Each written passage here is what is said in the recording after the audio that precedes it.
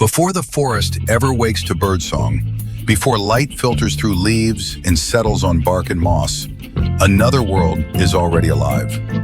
Beneath the surface, where roots knot like veins and soil presses close from every side, warmth lingers from the previous day.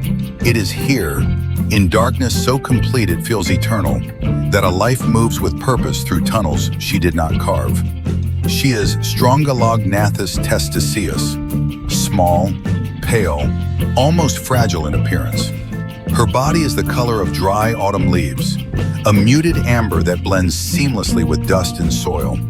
She walks calmly, antennae sweeping the air, reading a universe written not in sound or light, but in scent.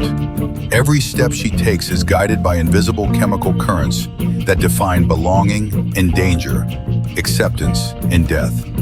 This nest is not hers. It never was. The chambers were shaped by stronger mandibles, the tunnels reinforced by countless hours of labor from workers who share no blood with her. Yet she moves among them unchallenged. No mandibles snap shut, no alarm pheromones flood the air. To the ants surrounding her, she is not an intruder. She is simply there. Her story did not begin with conquest or violence. It began quietly, as all successful infiltrations do. Long before she could walk these corridors, she was an egg, small, defenseless, and indistinguishable from hundreds of others. That egg was laid not by the rightful queen of this colony, but by another like her, a parasite whose survival depended on absolute subtlety. The workers never noticed. They never could. They gathered the egg, carried it gently, tended it with the same care they gave their own future sisters. From the moment she hatched, Strongylognathus testaceus was immersed in the scent of this colony. Ant societies are not ruled by sight or sound, but by chemistry. Every individual carries a precise blend of hydrocarbons coating their exoskeleton, a living identity card that announces who they are and where they belong. To smell wrong is to die. To smell right is to be invisible. As a larva, she absorbed these chemical signatures passively, fed mouth to mouth by workers whose instincts compelled them to nurture anything that smelled like home. Over days and weeks, her body learned the language of the nest. By the time she emerged as an adult, her scent was no longer her own. It was theirs. She does not work. Her mandibles are slender, poorly suited for heavy labor or combat. While the host workers drag seeds, excavate soil, and defend the nest with tireless aggression, she passes through their ranks as a silent observer. Evolution has stripped away every unnecessary function. Strength, endurance, independence. These are luxuries she no longer needs. Her species has chosen another path. Social parasitism is a rare and extreme strategy, even among ants. Most species survive through cooperation, building, societies where every individual contributes to the survival of the whole. Strongylognathus testaceus survives by exploiting that cooperation, slipping into the machinery of another society and letting it run on her behalf. It is not cruelty, it is efficiency refined over millions of years. In this nest lives another queen, the rightful ruler of the colony. Larger, darker, and far more fecund, she is the heart of the workforce around her. Yet she does not command absolute control. Somewhere in the shadows, the parasitic queen also lays her eggs, releasing them carefully into brood chambers where workers cannot tell one future ant from another. The eggs are the same size, they smell the same. To the workers, they are all equally deserving of care. The cost of this deception is subtle but profound. Every larva of Strongylognathus testaceus consumes resources without contributing labor in return. Over time, the balance of the colony shifts. Fewer workers reach maturity, tasks take longer. The nest grows more vulnerable to competition and environmental stress. But the decline is slow, too slow to trigger any instinctive response. Natural selection has favored parasites that do not kill their host quickly. A dead colony offers no future. Above ground, the forest moves through its seasons with indifference. Rain saturates the soil, then retreats. Roots grow thicker, pressing into chambers and forcing workers to reroute tunnels. temperature fluctuates, signaling changes in activity. The ants respond as they always have, adjusting rhythms honed by generations of survival. And through it all, Strongylognathus testaceus remains sheltered, her life buffered by the labor of others. Yet her existence is not without risk. One chemical mistake, one failure to maintain the perfect scent, and everything ends in an instant. Ants do not hesitate. Recognition of an intruder triggers immediate violence, a coordinated storm of mandibles and venom. There is no negotiation, no mercy. Her survival depends on constant proximity, on continual contact that refreshes her chemical disguise. She presses against workers, brushes antennae, lingers near brood. It is intimacy born of necessity. Time passes, measured not in days, but in cycles of brood. Then gradually something changes. New bodies begin to develop in the nest. Larger, heavier, different, winged forms. Reproductive ants raised only when the colony has sufficient resources to risk expansion. This is the moment everything has been building toward. Among these winged individuals are males and females of Strongylognathus testaceus, nurtured unknowingly by the host workers. They grow side by side with the host's own reproductives, indistinguishable until the final stages of development. Their wings unfold like translucent sails, delicate and temporary. For most ants, wings are a promise of new beginnings. For this species, they represent the only moment of true freedom.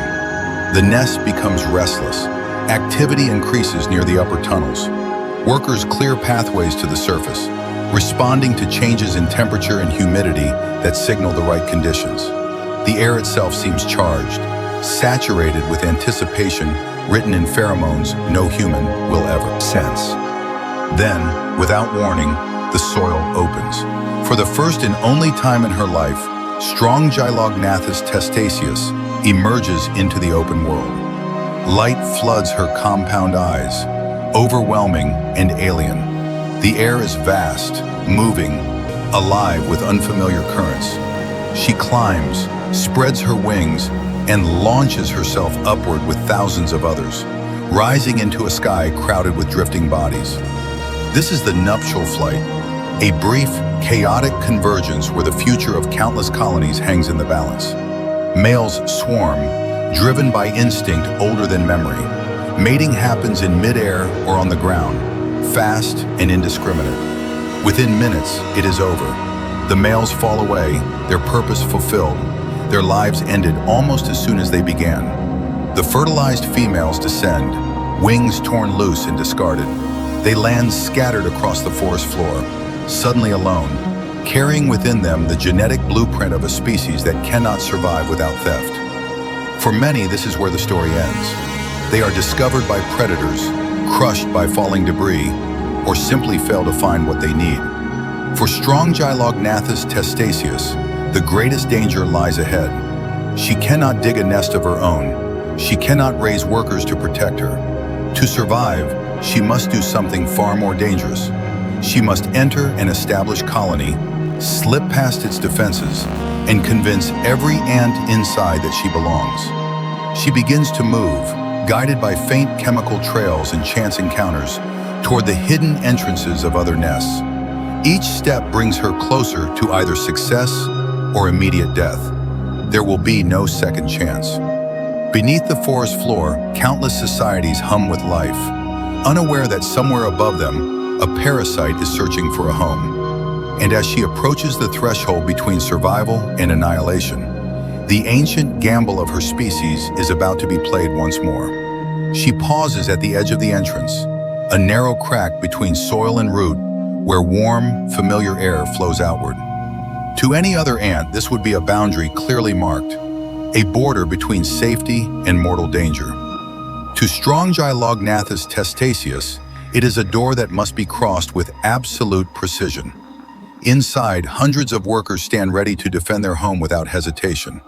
One wrong chemical signal, one moment of uncertainty, and her body will be torn apart in seconds. She does not rush. Instinct holds her still as she presses close to the entrance, brushing against the soil, absorbing the ambient scent of the nest. Ants pass by her, so close their legs almost touch her body. Each contact is information, each moment an opportunity to refine her disguise. Her cuticle adjusts, hydrocarbons rearranging until her chemical profile begins to blur into that of the colony she seeks to enter. Then she moves. The first steps inside are the most dangerous. A worker turns toward her, antennae probing. Time stretches into something almost tangible. The worker pauses, evaluates, then turns away. No alarm is raised. No signal of threat spreads through the nest. The gamble has worked.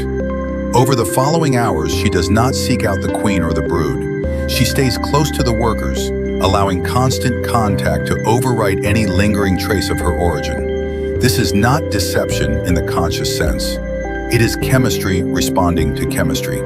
Evolution guiding molecules into patterns that mean life instead of death. Days pass, then weeks. Gradually, she moves deeper into the nest, closer to the chambers where the future of the colony is stored in soft, pale larvae. Somewhere nearby, the host queen continues her endless labor, laying egg after egg, unaware that she now shares her throne with another. There is no dramatic confrontation, no overthrow. Strongylognathus testaceus does not rule by dominance. She survives by remaining just important enough to be tolerated, just invisible enough to be ignored. When she begins to lay her own eggs, she does so carefully, releasing them in places where workers are most active. The eggs are collected, cleaned, and carried away, folded seamlessly into the colony's routines. A new generation begins, fed by mouths that do not know they are nurturing the architects of future invasions. From a distance, the colony appears healthy. Workers continue to forage. Tunnels expand. Brood chambers remain full. But beneath the surface, subtle changes accumulate. The ratio of workers to dependents shifts. Tasks take longer to complete. The margin for error narrows. The colony becomes more fragile, though no individual ant can perceive the cause. This is the quiet genius of the strategy. Evolution has not selected for speed or spectacle, but for sustainability. A parasite that destroys its host too quickly leaves nothing behind. Strongylognathus testaceus survives by slowing the collapse, by spreading its cost across time until it becomes part of the background noise of existence. Seasons turn again. Winter presses cold into the soil, slowing metabolism, reducing movement. In the deepest chambers, ants cluster together, sharing warmth, conserving energy. The parasitic queen remains among them, her body pressed against others, her chemical disguise constantly renewed. Above ground, snow may fall, then melt. Roots may split stone, none of it reaches her. When warmth returns, so does activity. Brood production increases. Among the larvae growing in the nest are future parasites, already shaped by their unusual destiny. They will never know independence. They will never build. They will inherit a world where survival depends not on strength, but on acceptance. In time, wing forms appear again. The cycle prepares to repeat itself. But this time, the colony is weaker. The cost of years of exploitation has accumulated. Perhaps fewer reproductives are raised. Perhaps the timing is off. The success of the next generation is never guaranteed. Evolution does not promise safety, only opportunity. Still, when conditions align, the nuptial flight happens once more. Winged ants rise from the nest, including the offspring of Strongylognathus testaceus. They carry no memory of the tunnels they leave behind, no awareness of the risks ahead. Instinct alone drives them into the open air, into a world that offers both possibility and extinction. Most will fail. This has always been true. The strategy of social parasitism does not rely on numbers, but on precision. A few successful infiltrations are enough to sustain the species. Natural selection has accepted the loss of many in exchange for the survival of a few perfectly adapted individuals. Somewhere beneath the forest, the parasitic queen remains, her role largely complete. She may live for years, continuing to lay eggs, continuing to draw resources from a society that will never recognize her as anything but one of its own. There is no triumph in this, no malice, only persistence. To human eyes, this story may seem cruel or deceptive, but nature does not assign moral weight. It experiments endlessly, testing strategies in the only currency that matters: survival. Cooperation gave rise to ant societies. Exploitation evolved alongside it, not as a failure of the system, but as an inevitable consequence of complexity. Strongylognathus testaceus is a reminder that even the most harmonious systems carry vulnerabilities, that every structure creates opportunities for those adapted to slip through its cracks. Her life unfolds entirely in darkness, guided by chemistry, shaped by forces far older than any forest she inhabits. As night falls again above the trees, the soil cools, and the nest settles into its familiar rhythm. Workers cluster around brood. The queen lays her eggs. Somewhere among them, unseen and unchallenged, the parasitic ant moves through the tunnels, her presence woven so deeply into the fabric of the colony that it can no longer be separated from it. She does not conquer, she does not destroy, she endures. And in the endless quiet beneath our feet,